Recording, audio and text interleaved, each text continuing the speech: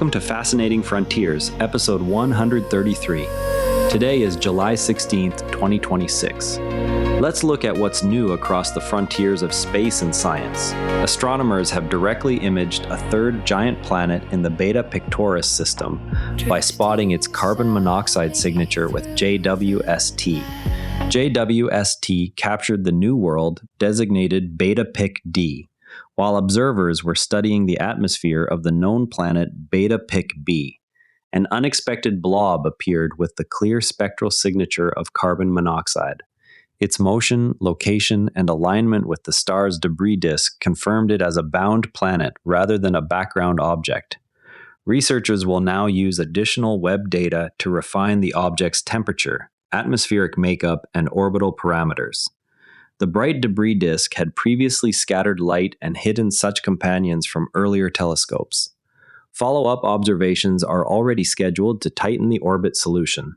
This marks the third directly imaged planet in the system and adds a new data point to studies of giant planet formation around young stars. JWST's ability to ignore the bright debris disk and isolate the planet's carbon monoxide signature made the find possible after earlier telescopes had missed it. Refined temperature and orbit measurements expected from upcoming observations will test whether the planet formed in place or migrated. How many more hidden worlds remain undetected in other bright disks? If the Sun were replaced by a typical young star still surrounded by its birth disk, the nearest planet-forming zone would sit inside a glowing ring of dust and gas, no wider than the orbit of Jupiter, yet containing enough material to build several Earths. Inside that ring, micron-sized grains collide and stick, growing into planetesimals while the leftover dust scatters starlight into a bright haze that can outshine any embedded world by factors of thousands. Telescopes on the ground must therefore block the star's glare with coronagraphs and subtract the disk's speckled light in software. Even then, a forming planet only becomes visible once it clears a gap or heats a local patch of gas enough to produce a distinct spectral line such as carbon monoxide. The Beta Pictoris system shows this process in action because its disk is so luminous that earlier instruments could not separate the new planet's signal until JWST observed at mid-infrared wavelengths where the dust is fainter. The remaining puzzle is why some disks reveal their planets quickly while others stay opaque for millions of years. What sets the clearing timescale that decides whether we ever get to watch a giant planet grow? NASA will stream live from the clean room where the Dragonfly rotorcraft is being assembled for its mission to Saturn's moon Titan. The event is set for 2 p.m. Eastern Time on the agency's Twitch channel. Dragonfly will use 8 rotors to fly between multiple sites on Titan, sampling surface materials and measuring atmospheric properties. The preview offers the first public look at the flight vehicle in its final assembly configuration. This update shows hardware integration progress on an outer planet mission.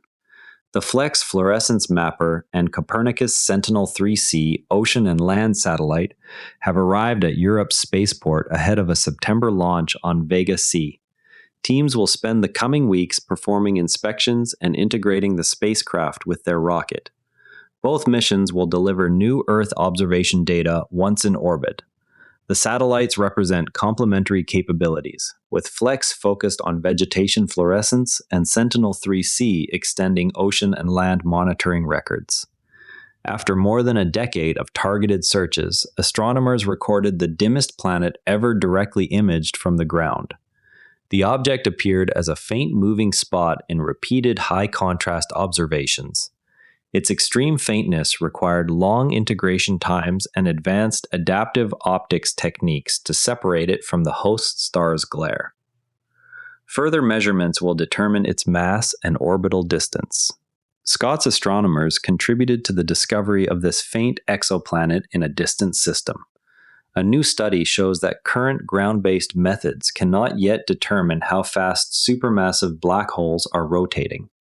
The authors demonstrate that a future space-based X-ray observatory could measure the spin by tracking iron line profiles close to the event horizon.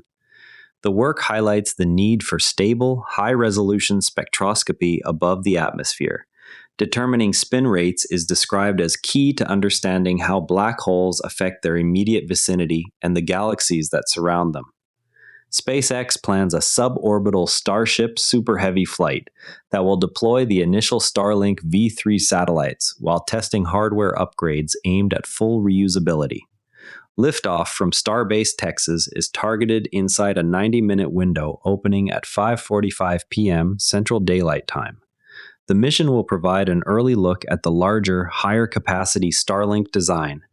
This step advances testing of orbital refueling prerequisites and rapid reuse cadence on a flight that also carries operational payloads.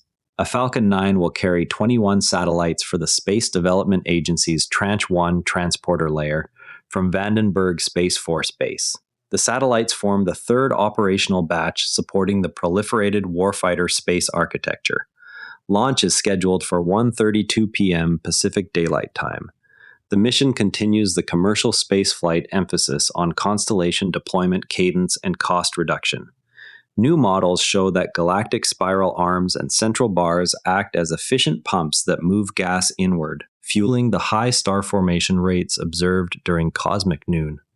The structures create shocks and torques that concentrate molecular clouds on timescales of a few 100 million years. The findings help explain why star formation activity peaked between 2 and 3 billion years after the Big Bang. Peak rates during that era reached up to 100 times the present-day value. NASA continues to integrate SLS and Orion components while running launch day scenarios inside mission control for the 2027 crewed lunar landing. The agency reports steady progress on both the lander and gateway elements needed for the mission. These steps address the remaining schedule questions for returning astronauts to the Moon's surface. This update moves the Artemis and the Moon program forward by demonstrating concrete hardware assembly and operational rehearsal progress toward the crewed landing schedule. The rover photographed an unusual honeycomb-like texture on a rock surface inside Gale Crater. The pattern's origin remains unclear, with possible explanations ranging from mineral precipitation to wind erosion. Mission scientists are examining additional images to determine whether the feature is widespread or isolated. The observation adds to the robotic exploration record of surface processes in Gale Crater. The Dale Reed Subscale Flight Research Laboratory at Armstrong Flight Research Center flies small, remotely piloted aircraft to evaluate new aerospace concepts at low cost. These vehicles allow engineers to mature technologies and reduce risk before full-scale development. Recent flights have focused on autonomy and novel wing designs. The approach supports NASA's broader goal of accelerating flight innovation through repeated, inexpensive testing. A robotic servicing spacecraft is completing in-orbit checks before raising NASA's Neil Gehrels Swift Observatory to a higher altitude. The mission will extend the satellite's operational life by moving it out of residual atmosphere. Teams report that commissioning activities are proceeding on schedule. The altitude raise will reduce drag and allow continued multi-wavelength observations of transient events. Rocket Lab completed a full-duration static fire test of the Archimedes engine that will power the second stage of its upcoming Neutron launch vehicle. The test demonstrated stable combustion and throttling across the required duration.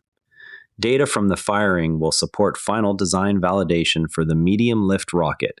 The engine is intended to enable Neutron's role in commercial and government launch markets. A broken circuit breaker switch and the felt tip pen used to activate it during Apollo 11 sold together for $860,000. The items illustrate the improvised solution that allowed the lunar module to lift off from the Moon. The sale underscores continuing public interest in the mission's hardware. The pen was used to close the circuit after the original switch failed. Plumes from Ontario fires drifted southeastward, crossing Quebec and reaching parts of the U.S. Midwest and Northeast. Satellite imagery tracked the smoke's path and aerosol loading over several days. The event provides fresh data on how boreal fire emissions affect regional air quality. NASA Earth-observing instruments captured the movement of the smoke across international boundaries. Next time, keep an eye on the first public views of Dragonfly in its flight-ready configuration and the upcoming Vega C launch window.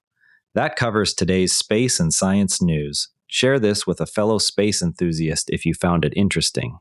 I'm Patrick in Vancouver. See you tomorrow, and if you'd rather watch than listen, find us on YouTube at NARA Network. Links in the show notes. And before you go, this show is part of the NARA Network, a family of daily podcasts on tech, science, and markets, each one a short, sharp briefing you can finish on the commute. If today earned its place in your feed, here's your next listen. The Do Positive Pod, good news in science and tech, plus one concrete action you can take. Find every show free at naranetwork.com. Following the long arcs, story trackers on naranetwork.com follow major programs across episodes. Tesla, SpaceX, AI, space science, and more. This episode used AI voice synthesis of my voice. Editorial selection and analysis are my own.